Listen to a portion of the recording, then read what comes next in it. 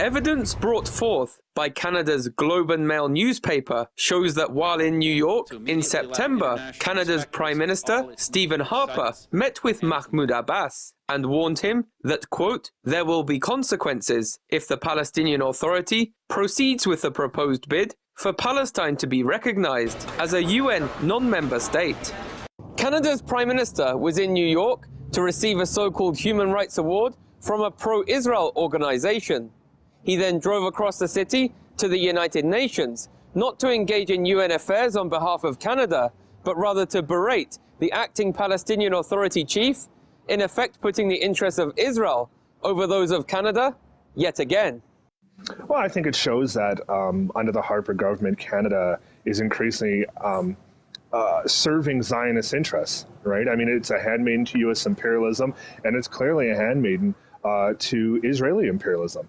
The Canadian government has promised that it will vote to oppose the Palestinian statehood bid at the UN, which distinguishes Canada from nations such as Spain, Ireland, Denmark, and France, all of whom intend to vote in favour of recognition of Palestine as a non-member state. Well, I think a large part of it is that the basic situation that the Palestinians are facing is basically genocide.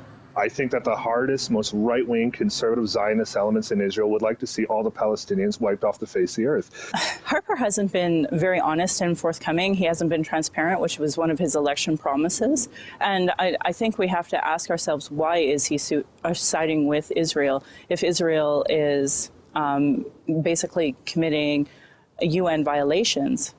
Many Canadians feel upset that their government is aligning itself with Israel. Many here accuse pro-Israel lobbyists of distorting Canada's Middle East policy.